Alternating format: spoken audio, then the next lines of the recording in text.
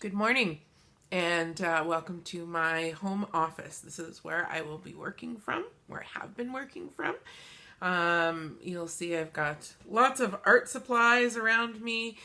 This is my happy place. This is where I come to do my self-care, where I can get creative. I can paint, journal, sculpt, do lettering, all kinds of things. This is where I like to be. So this is where I'm coming to you from today. To put together this video, and this will be the first in a series. I'm going to talk about some different topics with you.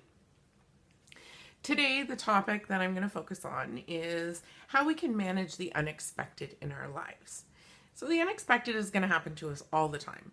And it can be little things, it can be big things, it can be medium-sized things.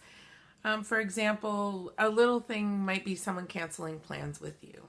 So all of a sudden you've got some found time, or you're really, you could be disappointed that you're missing out on something. And then something a little bigger than that might be a fender bender, just a minor car accident. And that definitely throws a wrench in your day. Those are always unexpected. And then we think about things that are really big that can happen that are unexpected. And this coronavirus thing, this is really big. This is affecting the world, and it's definitely something that we didn't expect. So it doesn't matter if it's a small thing, a medium thing, a big thing. We want to approach it all in the same way. And the first thing that we should do, I'm going to talk to you about 3 different things today that you can do to manage those unexpected things. So the first thing is to check in with yourself. Take some time to process your emotions. So when I talked about someone canceling plans, well, how do I feel about that? Am I disappointed? Am I glad because I didn't really want to go anyways?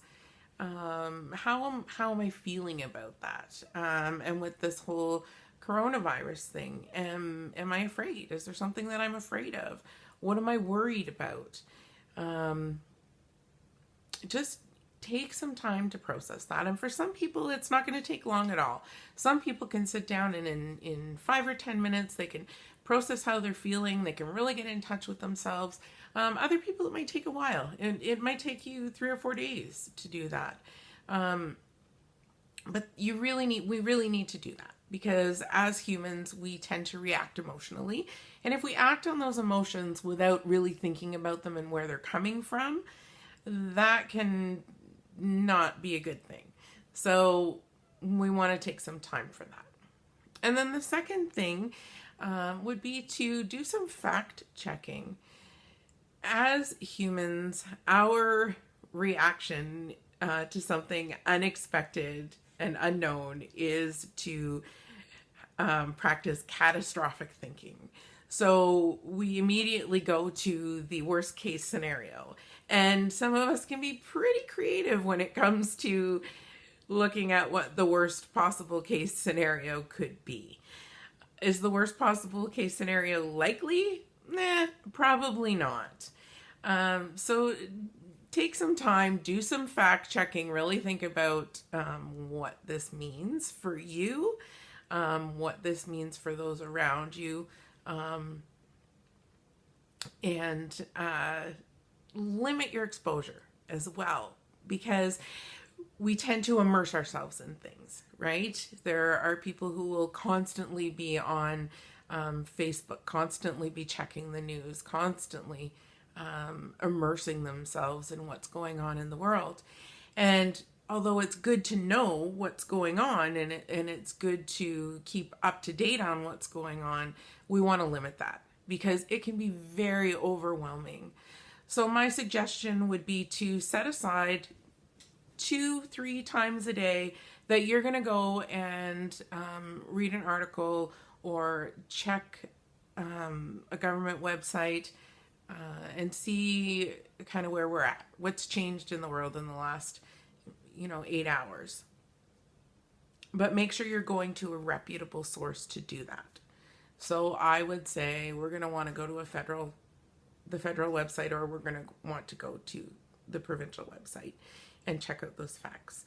Then also, if you want to check on what's going on related to the school world, check the Borderlands School Division website. There are updates on there all the time as well. Now, after you do that, the third thing that I'm going to talk about today will be to think about what's within your control. So, we have the ability to control ourselves, but we don't have the ability to control anybody else. So if other people aren't adhering to their rules, the rules that are given to us, it's not up to us to enforce that. We can't control that, and we need to recognize that.